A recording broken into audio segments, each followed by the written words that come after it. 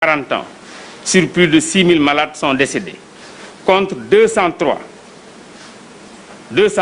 décès sur 4 614 sur la cible des plus de 40 ans, avec un chiffre alarmant de 158 décès pour ceux qui sont âgés de plus de 60 ans. Là aussi, si vous regardez tout à l'heure, le tableau le montre à suffisance. Donc vous le voyez sur les deux dernières barres, nous avons vraiment le gros lot, donc ceux qui ont plus de 40 ans, 40 à 60, et ceux qui ont plus de 60 ans. La signification est simple.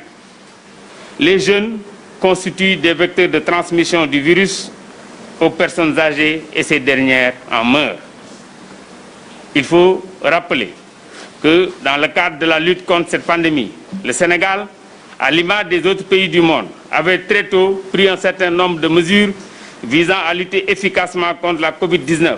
Parmi ces mesures, on peut citer entre autres la limitation de la circulation des personnes et des biens, l'instauration du couvre-feu, la fermeture des écoles, des universités, autres lieux d'enseignement, l'interdiction ou la limitation des rassemblements dans certains lieux recevant du public. Il est bien vrai que nos concitoyens s'interrogent et nous interpellent légitimement sur les résultats réels de ces mesures et surtout sur leur efficacité. Seulement, vous n'êtes pas sans savoir que l'apparition du virus est encore récente et que naturellement, il n'est pas encore totalement connu. Même s'il est établi pour chaque jour, les scientifiques du monde entier comprennent de plus en plus les spécificités de cet ennemi mondial commun. Ce qui est sûr, c'est qu'aucune personne sensée ne peut désormais douter de la réalité, de sa dangerosité et surtout de sa létalité. Je rappelle que si certaines personnes sentent à peine les symptômes de la maladie au coronavirus ou en guérissent plus ou moins facilement, d'autres par contre en sont mortes malheureusement, elles deviennent de plus en plus nombreuses.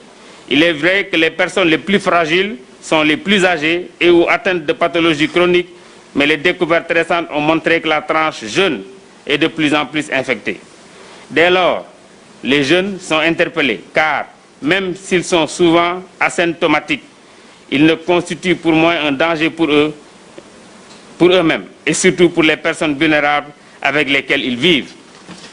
L'heure est donc pour eux à la prise de conscience et à la responsabilité. L'expérience a montré que partout dans le monde, les mesures barrières appliquées avec rigueur et détermination sont pour le moment la seule arme efficace pour stopper la propagation de cette terrible maladie. Ainsi donc, plus besoin de dire aujourd'hui que la désinvolture, la légèreté et l'irresponsabilité dans le comportement sont à bannir parce que dangereuses pour soi et pour les autres. Mesdames et messieurs, l'heure n'est pas à la polémique ou aux supputations. L'heure est à l'unisson, à la solidarité et à la responsabilité. Depuis le début, les Sénégalais ont montré avec détermination et abnégation combien il est important d'agir et de réagir ensemble pour faire face à cette pandémie. Cette posture est aujourd'hui plus que jamais d'actualité, parce que l'ennemi est toujours debout, devant nous et prêt à frapper. Malheureusement, nous notons depuis la levée de l'état d'urgence un certain relâchement des populations et un non-respect manifeste des mesures barrières, à la tête desquelles le port du masque et la distanciation physique. Je peux donc dire aux Sénégalaises et aux Sénégalais qu'il est plus que jamais nécessaire de nous mobiliser, de combiner nos efforts et de lutter collectivement et solidairement contre cette pandémie qui, s'il faut le rappeler, constitue un précédent sanitaire dépassant tout ce que nous pouvions imaginer.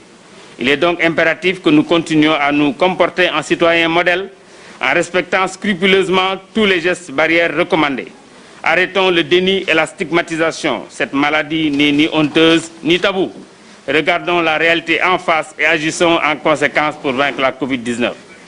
C'est ainsi que, faisant suite aux instructions de M. le Président de la République, lors du Conseil des ministres de ce mercredi 5 août 2020 et à la réunion du CNGE, présidée par son Excellence lui-même, hier, je voudrais porter à votre connaissance la prise des décisions suivantes, des mesures suivantes avec effet immédiat. Interdiction des rassemblements au niveau des plages, des terrains de sport, des espaces publics et des salles de spectacle. Interdiction de toute manifestation sur la voie publique, spécialement dans la région de Dakar. Port obligatoire du masque dans les services de l'administration et du privé, dans les commerces, dans les transports, respect scrupuleux des arrêtés du ministre des Transports relativement au nombre de places autorisées dans les transports en commun. Toute violation de ces dispositions expose son auteur à des sanctions pénales, pouvant aller de l'amende à l'emprisonnement conformément aux dispositions du Code des contraventions. Ainsi, des instructions seront données pour faire payer aux contrevenants une somme forfaitaire entre les mains de l'agent verbalisateur, c'est-à-dire au bureau des contraventions des commissariats de police et des brigades de gendarmerie, comme prévu par les dispositions de l'article 517 du Code de procédure pénale. En conséquence de quoi, et pour que nul n'en ignore, je voudrais insister sur le fait que toutes les dispositions utiles sont prises par mes services en rapport avec nos forces de défense et de sécurité que je félicite vivement au passage pour le travail remarquable opéré depuis le début de la lutte contre la pandémie du coronavirus pour que force reste à la loi. Je vous remercie.